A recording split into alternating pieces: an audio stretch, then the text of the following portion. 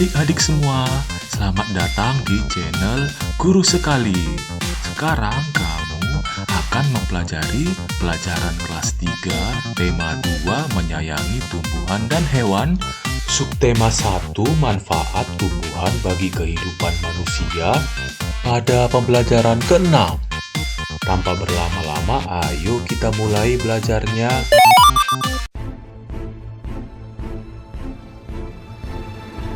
Apa kamu masih ingat dengan Dayu? Dayu gemar membaca. Dayu senang membaca dongeng yang menceritakan kebaikan. Kali ini Dayu membaca dongeng tentang kebaikan hati seorang petani. Ayah Dayu pernah bercerita tentang pekerjaan petani. Petani menanam benih tanaman di sawah. Setiap hari petani menyiram dan merawat tanaman yang ditanamnya.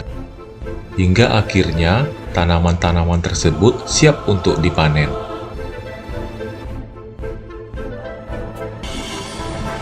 Yuk kita dengarkan dongeng yang dibaca oleh Dayu berjudul Petani yang Baik Hati. Suatu hari, tinggallah seorang petani yang baik dan murah hati. Pada saat petani itu pergi ke sawahnya, ia menemukan seekor burung pipit yang kakinya patah. Sang petani merasa kasihan.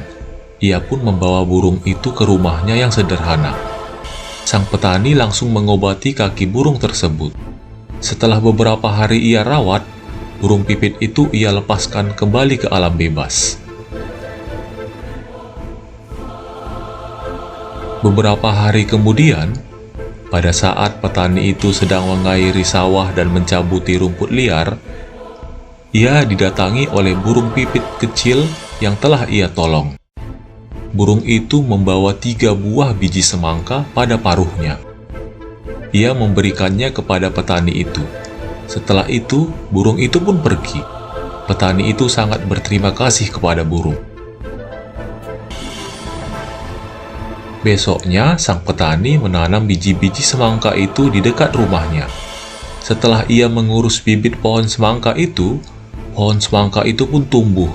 Semakin lama, pohon itu semakin besar. Akhirnya, pohon semangka berbuah. Petani itu sangat senang. Ia mengambil 3 buah semangka itu.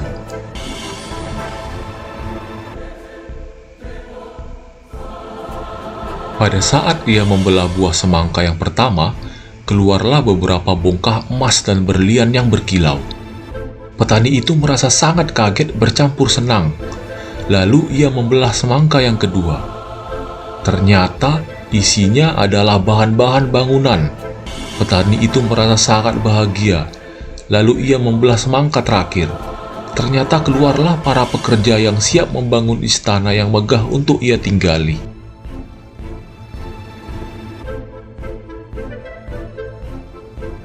Akhirnya, karena kebaikan dan ketulusan petani itu, sekarang ia menjadi orang yang sangat kaya raya.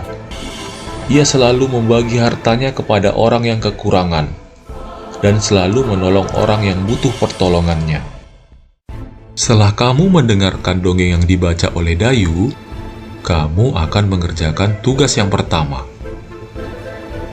Untuk isi tugasnya adalah membuat sebuah gambar yang menceritakan kisah dongeng petani yang baik hati.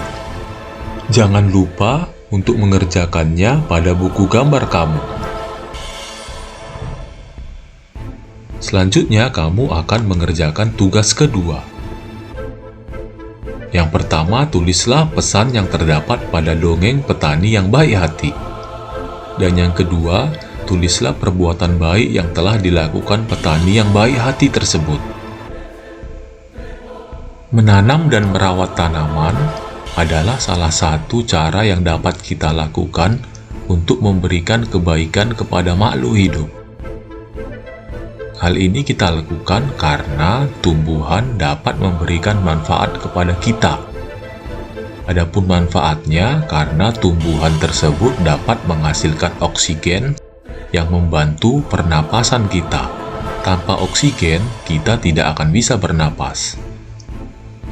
Untuk manfaat yang lainnya adalah tumbuh-tumbuhan dapat dijadikan sebagai sumber makanan.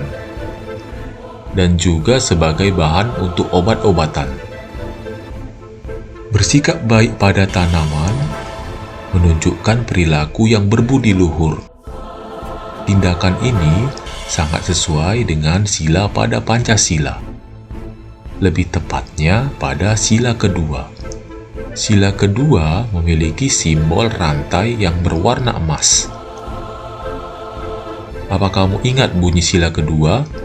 Bunyi sila kedua adalah kemanusiaan yang adil dan beradab. Dari informasi yang kamu peroleh barusan, ayo sama-sama kita menjawab pertanyaan berikut. Mengapa kita harus berbuat baik kepada semua makhluk hidup, khususnya kepada tanaman? Kita harus berbuat baik kepada semua makhluk hidup, khususnya pada tanaman, karena makhluk hidup memiliki banyak manfaat bagi manusia. Misalnya, tanaman dapat berguna sebagai sumber makanan, bahan obat-obatan, dan menghasilkan oksigen untuk pernapasan kita. Selanjutnya, ayo kita sama-sama berlatih mengerjakan soal matematika. Apa kamu masih ingat sifat komutatif pada penjumlahan? Sifat komutatif juga disebut sifat pertukaran. Ayo kita kerjakan contoh soal berikut. Dayu dan teman-temannya mengunjungi kebun manggis. Kebun manggis itu milik Paman Dayu. Dayu dan Siti membantu memasukkan buah manggis ke dalam karung. Karung Dayu berisi 540 manggis. Karung Siti berisi 590 manggis. Berapa jumlah manggis dalam karung Dayu dan Siti? Dari soal bisa kamu lihat bahwa yang diketahui yang pertama, karung Dayu memiliki 540 manggis. Dan yang kedua, karung Siti memiliki manggis sebanyak 590. Apa yang ditanya dari soal? Yang ditanya adalah jumlah manggis dalam karung Dayu dan Siti. Untuk mengerjakannya, kamu harus membuat bentuk penjumlahan dengan pertukaran. Kamu bisa melakukan cara pertama. Karung Dayu ditambah karung Siti sama dengan 540 ditambah 590 sama dengan 1130. Dan cara kedua, karung Siti ditambah karung Dayu sama dengan 590 ditambah 540 sama dengan 1130. Dari situ kamu lihat bahwa cara satu itu sama dengan cara kedua karena hasilnya sama-sama 1130. Jadi bisa kamu simpulkan 540 ditambah 590 sama dengan 590 ditambah 540. Kamu pasti sudah tahu cara mengerjakannya. Selanjutnya, kamu akan mengerjakan tugas ketiga. Untuk tugasnya ada 3 soal. Kamu bisa melihatnya di buku tema kamu, tepatnya di buku tema 2, subtema 1 pada pembelajaran ke-6.